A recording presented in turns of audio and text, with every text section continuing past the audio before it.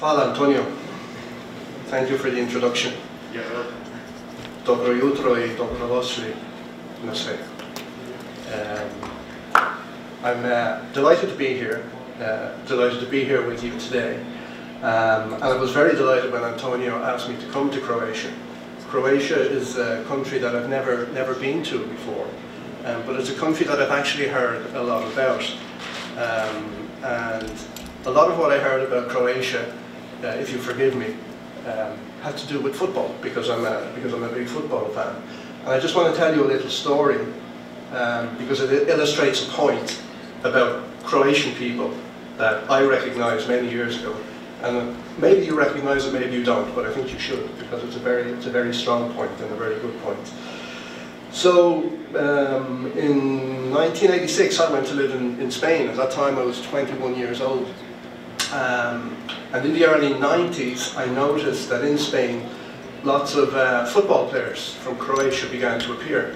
You know, people like Daly, people like Robert Prosinecki.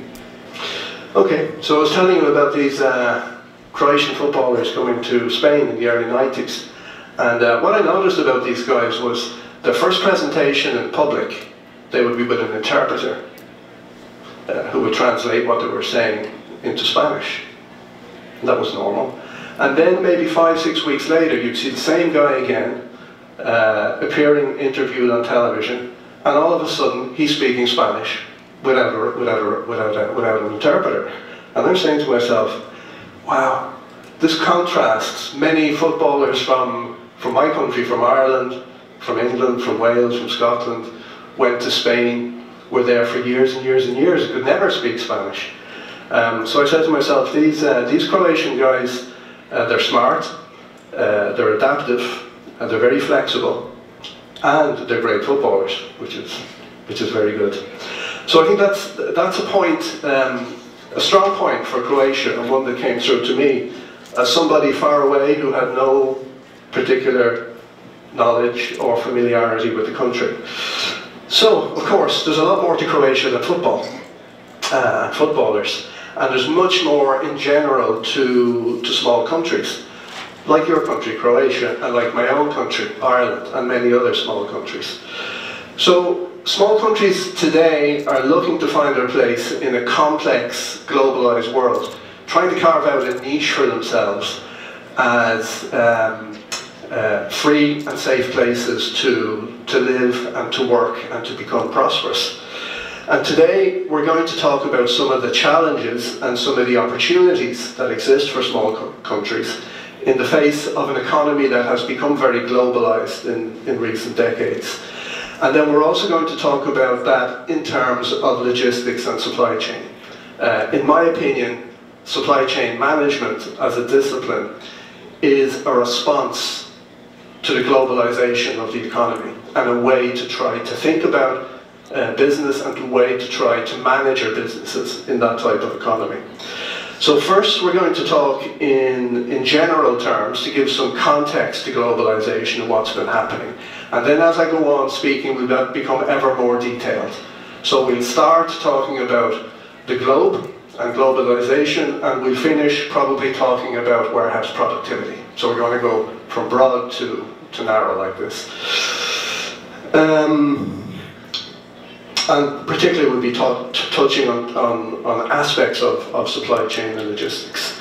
Just to say as well that I've been here since last Friday. I came to Croatia on Friday last week with my wife, and we went to visit the coast, because before I spoke to you I wanted to get a feel for the place, for the country, to meet some people and interact, to taste your food, to drink your wine, which is all very good, and maybe to learn a few words, like you heard me, hvala and jutro and dobro večer and bok and all of these things. So I like to do that kind of thing. So as we go through this, we will touch on some of the themes that Antonio brought up here, things like the future of supply chain management, things like blockchain, seasonality, warehousing in particular. But there are three main points that I want to get across to you, and I'll explore those in some more detail. First is that small countries like this one and like mine can be very successful in today's global economy. Second point is successful small economies play to their particular strengths, and there's no one size fits all. To change the slide, what did I just hit here, should I? There we go, okay. There's no one size fits all, so each small country that is successful plays to its particular strengths. And I find, and I believe, that excellence in supply chain management is a key element for these small countries to gain competitive advantage and to leverage or take advantage of those innate strengths that they already have. So I guess first of all, what do we mean by a small country?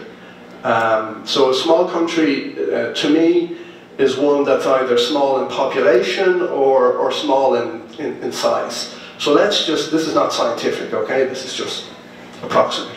So say we're talking about countries that are maybe less than 10 million people, and area less than 80,000 square kilometers. So for example, Croatia has something 4-point-something million, less than 5 million. Ireland the same, we have 4.7 million.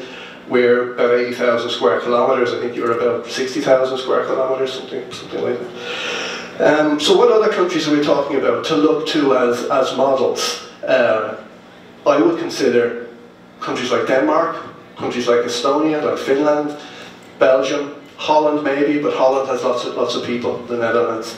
And then in other parts of the world, some very successful small economies. Singapore, Panama, Hong Kong, Arab Emirates, Qatar, New Zealand, for example. So, the first point we shall dig into in a little bit more detail. So this idea that small countries can be very successful in the globalized economy. So what has been happening? So since the end of World War II, and particularly since 1970, the world has undergone many changes. And we have seen huge growths, for example, in international trade. In 1970, the total volume of international trade was about $318 billion. By 2014, that had risen to $19 trillion. It dropped back a little bit since 2016, but now it's growing again. In the same period, the number of independent states in the world has increased, so from less than 130 to more than 190 today. The number of functioning democracies has more than doubled to about 84 in the world today. Extreme poverty has dropped drastically. In 1970, 45% of the world population lived in extreme poverty. Today, that's less than 10%. And the global GDP has grown more than 5 times since 1970, from about $12 trillion to $77 trillion today. Now, what has been going on alongside this is this process of globalization, and this is a very broad term, and parts of it have positive connotations and part of it have negative connotations. And there are a number of underlying factors. So what has driven this change and this globalization? There are basically three factors. And these are advances in information and communication technology. So we saw the advent of personal computers. We have seen ERP systems being deployed almost universally across business, systems like SAP and so on. We've seen the emergence of the internet and cloud computing and mobile technology. That is one of the main drivers. Another driver, which is maybe a little surprising, is because most of us, we were born after World War II, I think most of us here, have been advances in transportation technology and infrastructure in that period. So for example, containerization, a huge factor. The advent of air freight, a huge factor in global supply chains for time-sensitive materials and products. The whole process of unitization and standardization of trucks, of warehouses, of ships, and advances in infrastructure and ports, airports, and road networks, as you've seen here in Croatia, I think in the 90s and the 2000s, the same as in Ireland. We now have motorway networks where we didn't have them before. So what does all of this mean? To me, this means opportunities, big opportunities for small countries to grow and to prosper. And if you look at the statistics, and we're going to talk about some indexes, or indices is probably the correct word in English, of rankings of countries on different metrics, we'll see that many of the most successful countries in the world are actually small countries. So one index I want to talk to you about is one that's produced by DHL, the large logistics company, and they call it the Global Connectedness Index. And this is developed by Professor Pankaj Ghemawat. And Pankaj Ghemawat is an Indian-American professor, writes lots of books, does a lot of research and investigation. If you look him up on the internet and look at his website and his statistics, a really, really interesting guy. He's professor at the Stern School of Business in New York, and also closer here in Europe for us. He's also professor at the ESA Business School in Barcelona. So what he's done with this index is he's created a very extensive assessment of how connected countries are to the world economy in terms of flows of trade, flows of capital, flows of information, and flows of people. And the latest edition was produced in 2016, and the top 3 ranked countries in the world in terms of connectedness to the global economy are 3 small countries. Number 1, the Netherlands. Number 2, Singapore. And number 3, Ireland. And indeed, 8 of the top 10 countries are small countries. So as well as the 3 I mentioned, you've got countries like Switzerland, Luxembourg, Belgium, Denmark, and the Emirates. And many other small countries rank really highly in that particular index. So, small countries are, and can be, and are successful. 6. Next main point. Those economies that are successful, it's not a simple formula for all of them. They're not all copying each other, although they do have commonalities. But the point I want to make is that they have identified what their strengths are, and they have exploited those strengths, which I think is what Croatia is in the process of doing as well. So these countries, they do have some common high-level characteristics, but the way they execute their strategies and the way they deploy their resources varies greatly, and depends on, 1, their geographic location and connections. And there's an element of luck in terms of your geographic location. So for example, take a country like Luxembourg, where it is situated, as opposed to say a country like Bhutan, which is in the Himalayas. You know, there's not much you can do about that. But Croatia has a great location. We'll talk about that a bit later.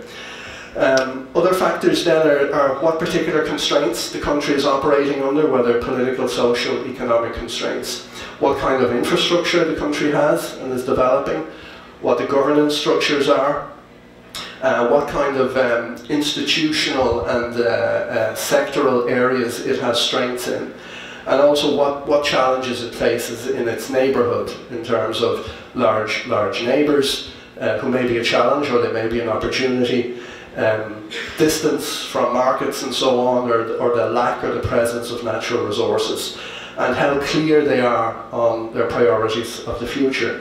But just think, those are some of the aspects that they need to address, and think how differently these countries I'm going to mention to you are in those respects, yet they are all successful. So for example, if we take Panama, the Netherlands and Estonia, they're all democracies, but the United Arab Emirates is not, Singapore is not, and Qatar is not.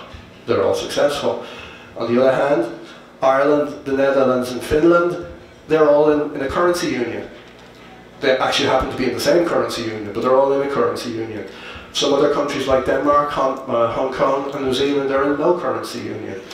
Again, another contrast, Panama and Holland and Singapore are global logistics hubs. Denmark isn't, Ireland isn't, and Estonia isn't. So each country is playing to its strength. But what are the commonalities? Some of the commonalities are that these countries tend to be adaptable, they tend to be flexible, and they tend to be creative. And this I think you are as well. They tend to be outward looking, they tend to be cosmopolitan, and they also tend to be multilateralists in that they look to connect into international networks, and they look to connect with other small countries and with large countries to compensate for their own vulnerabilities and their weaknesses. Taking that to some more detail, so some of the factors, key factors. Generally, a successful small country will have a very high quality education system, particularly in the sciences, technologies, engineering and mathematics. And also, if it's not an English-speaking country, it will tend to have very good language skills. You probably will have noticed that people who come from English-speaking countries generally are very poor at speaking other languages that aren't English. But people who come from countries that have minority languages like your own tend to be very strong in foreign languages, and I've been really impressed with the level of, not just the level, but the extension of familiarity with English language here wherever you go. Another key point is to have a competitive fiscal framework in terms of corporate and income taxes. You want a tax system that incentivizes business and also incentivizes work. You need to have a legal system, legal clarity, certainty and predictability in terms of private property rights, the enforceability of contracts, immigration and residency rights, low levels of political corruption and high levels of compliance with the law, with environmental regulations and with the payment of taxes. And then probably the last point, the key point, is to identify and develop several key areas of national priority that play to the strengths of the country and strike the right balance between specialisation on the one hand and diversification on the other. Third point then, supply chain management. So supply chain management and excellence in supply chain management, I believe, is a key element in developing competitive advantage to leverage those innate strengths. So it's no coincidence that the small countries in the world with the highest GDP rankings are also the ones that figured really highly on our DHL Connectedness Index. And I would like to talk to you now about another index which is more closely related to logistics and supply chain. And this is one that's produced by the World Bank, and it's called the Logistics Performance Index, LPI. And what it does is it assesses countries on the basis of customs efficiency and ease of interaction with customs officials, the infrastructure of the country in terms of its capacity and its quality and its diversity, the ease of shipping, of moving materials and products into, through and out of the country, and the quality and reliability of the logistics services provision within the country. And again, we see 6 of the top 10 countries are small countries. So you're going to hear some of the same names coming up again. Countries like Luxembourg, Netherlands, Singapore, Belgium, Austria and Hong Kong. And then within the top 20 you have others like Switzerland, Arab Emirates, Denmark and Ireland. So logistics and supply chain management excellence is that capability that allows countries to efficiently handle those flows of trade, the flows of capital, information and people in a way that is efficient and effective. And this is essential for manufacturing, for distribution and for other logistic services. And it's also a key attractor for foreign direct investment. Foreign direct investment has been one of the principal success factors of many of these small countries, and not least my own.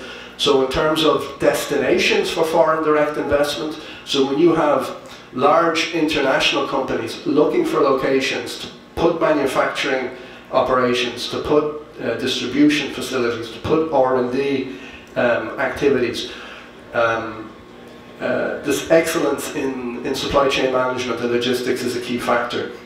So some of the top 20 destinations for foreign direct investment, again the same countries like Belgium, Switzerland, Singapore, Ireland, Netherlands and Austria.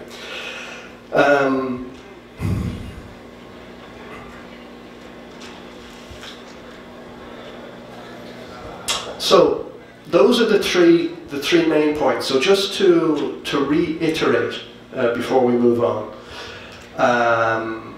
small countries can be successful, and we keep seeing the same countries coming up again tops on all the key metrics.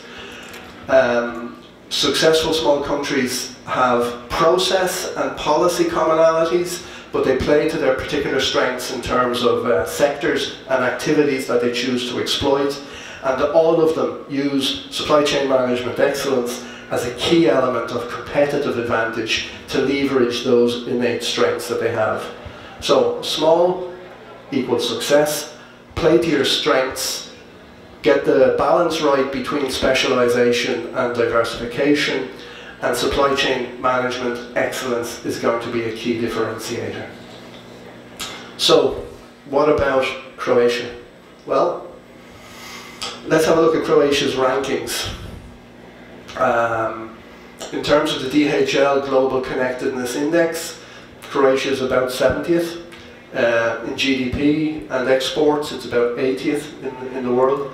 And in the Logistics Performance Index, it's about 50th. And in FDI, Foreign Direct Investment, it's about 60th. So in my opinion, these rankings don't really reflect Croatia's capability, they don't reflect your capacity, and they don't reflect your potential, in my opinion. Perhaps what they do reflect is that Croatia is a relatively young country.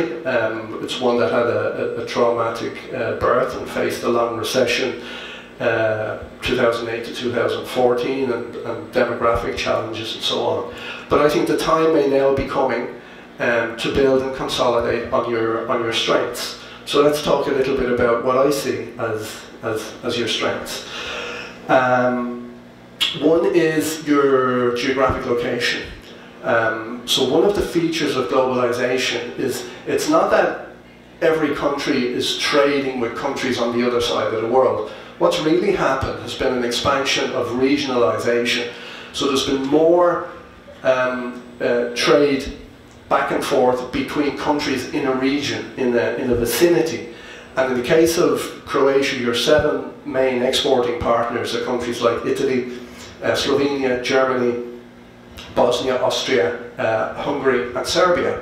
And that's natural, and that should continue, and that's a strength to pursue. Because countries will do business more with those countries that are physically close to them, that have administrative commonality, so you have historical connections with many of those countries in different ways, where the cultural distance is not so big, and where the relative wealth and the economic disparity is more or less on a level. So in all of those fronts, you score well with regard to those countries. If we look at the map here, I was thinking about Croatia, and it looks to me it's like a hinge. It's like a hinge that opens doors. So you are a country that links Mitteleuropa, so you link the center of the continent to the Mediterranean through the Adriatic, and you have the important port of Rijeka on the coast that gives you access, as well as other ports, but I think Rijeka is the most important industrial port. Also as well, a connection between East and Western Europe, with your transport infrastructure. You are linking down into Southeast Europe to other members of the European Union that are other members of the European Union and other countries that are not members of the European Union as yet. And you're very much linked into the European transport networks to Austria, Germany, Italy, Hungary, Slovakia, Czechia and Poland. So from that point of view, that is a real strength to exploit. If you think of my country, we're an island, and then there's another island, and then the continent. So we don't have that strength that you have in terms of being linked right into the continent. In terms of networks, you're a member of the European Union, you have access to the European single market, free flow of goods, free flow of people, capital and ideas. You're now a member of the World Trade Organization, the Union for the Mediterranean, NATO, UN and the Council of Europe. So again, great strength in terms of connections into global networks. Your infrastructure, which is one of the reasons why I came here early, I wanted to see. You have an excellent road network now. You have your A1 and your A3, one going that way and one going that way. So the country is basically linked up. You have good rail infrastructure, good telecommunications networks, fully digital. You have your ports on the Adriatic linking to the Mediterranean, and you have river ports in Vukovar on the Danube. Again, great strength to be exploited. In terms of sectors, I see that some of your main, your strong sectors include energy, both petrochemicals and renewables. Food and drink, I think, is a strong area. And I was wondering, because in Ireland, we were traditionally a beer drinking country and a whiskey drinking country. But in the last 20 years, Irish people got a taste for wine. So if you go to the shops in Ireland, you'll see wine from all sorts of countries. But we have wine from Hungary, we have wine from Greece, we have wine from Austria, but I've never seen any Croatian wine in Ireland. Why? You tell me later. So food and drink, I think, is a strong sector. Construction materials, shipbuilding, tourism, and so on. I think this is. So where are the opportunities for the future? So I see a need to build on existing strengths and existing connections, as we've spoken about. If you said to me, what areas do you think Croatia maybe should focus on as national priority, I would probably be saying renewable energy, food and drink, but to move up the value chain, particularly as well to exploit the developing world. There's a huge increase in demand for food and high quality food products in places that up to now were not really part of the global economy. Places like China, places like India, places like Latin America. Tourism as well, but in tourism, in Spain where I lived, many mistakes were made in Spain in the early days of tourism, and they degraded a lot of the coast in Spain, and they didn't maybe develop a diversity of tourism options. From what I have seen here, so I've been on the coast, I've come through the mountains, and I've come into Zagreb. I haven't seen Slavonia, which is the eastern part of the country, but what I've seen is a great diversity. So you can build agro-tourism, you can build gastro-tourism, you can build rural tourism, you have historical cities, you have so much to offer in terms of tourism, which is already a key industry, but I think one where you can develop a lot more. And perhaps also the biochemical industry, because you have this petrochemical capability as well. So those may be 3 or 4 areas that will give you focus for industrial policy, give you a nice balance between specialization and diversification. You need specialization to develop excellence and to have focus in terms of investment, but you need diversification to mitigate sectoral or regional crises that may make one element of business go up while another goes down, and also to offset seasonality, which is I understand an element of business here, as it is in other countries, and maybe we'll talk about an example of that in a minute. So I think all of this gives you great hope and endeavour for the future to leverage the natural adaptability and flexibility and the gregariousness of Croatian people, plus the features of the country. You do face some challenges, so you've had a long recession, as did we, from 2008 to 2014. Unemployment is a concern, still high, but I see it's beginning to drop now. Your demographic profile is perhaps an area of worry. You have a low fertility rate like Italy, Germany and Spain, which say contrast with countries like Poland, Ireland, France and the US, where the birth rate is growing, the population is growing. It's difficult to build a dynamic economy if the population is dropping. So that's an area of concern for focus. So in terms, becoming a bit more specific then in terms of companies. So what should companies be doing here? Well, I think looking outwards, looking for further opportunities to export, particularly to those countries that we mentioned, those 7 countries that are already your big trading partners. But also to look for opportunities further afield, particularly in food and energy. There's great potential in places such as the Far East, North Africa, Middle East and Latin America.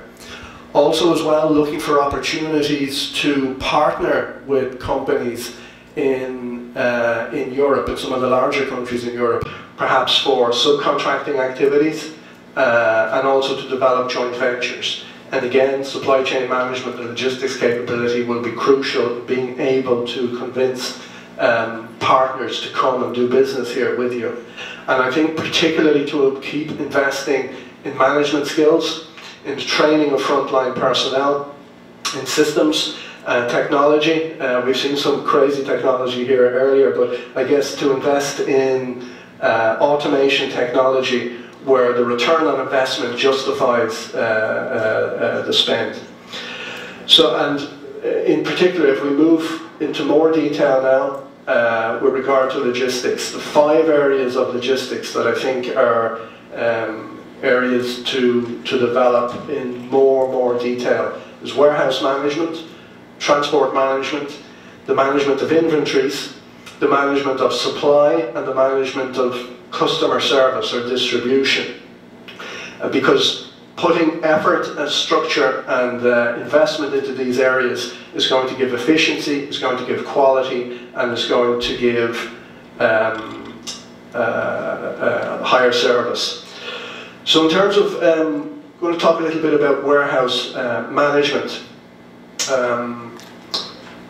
I do a lot of work in the management of warehouses, the design of warehouses and the strategy of warehouses in manufacturing, in distribution and in logistics services.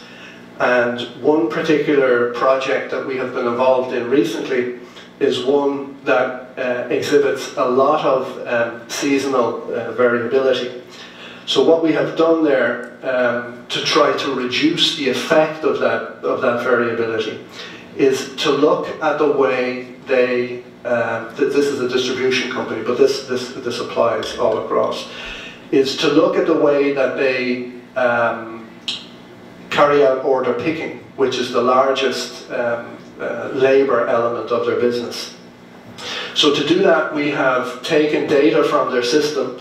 We have done analysis of the data of what they pick, when they pick, how frequently they pick it, and we have changed the way that they deploy product on the pick face without necessarily changing a lot in terms of technology. And what this has done is it has reduced their labour requirements by about 30 to 40% from the old way of picking to the new way of picking. And that's important because where before maybe they were looking to, they need to increase their labour force by maybe 3 or 4 times in the summertime because of the seasonal peak. The number of people then they're looking to recruit at short-time staff has decreased. So one, how do I deal with seasonality? One is through efficiency. So although you cannot change the magnitude of the peak, you can't choose the magnitude of a resource addition that you need to cope with that. The next thing to do then is to develop standard KPIs and benchmark processes. So for logistics operations, and particularly for warehouse management, I'm going to mention 2 to you that perhaps you should look into. One are what are called the WERC DC metrics. So W WERC is the Warehouse Education and Research Council, and you find them at werc.org. These are metrics and KPIs for warehouse and logistics operations. And then another set of standards is the CSCMP, which is the Council for Supply Chain Management Professionals, and they have process standards. So that's cscmp.org.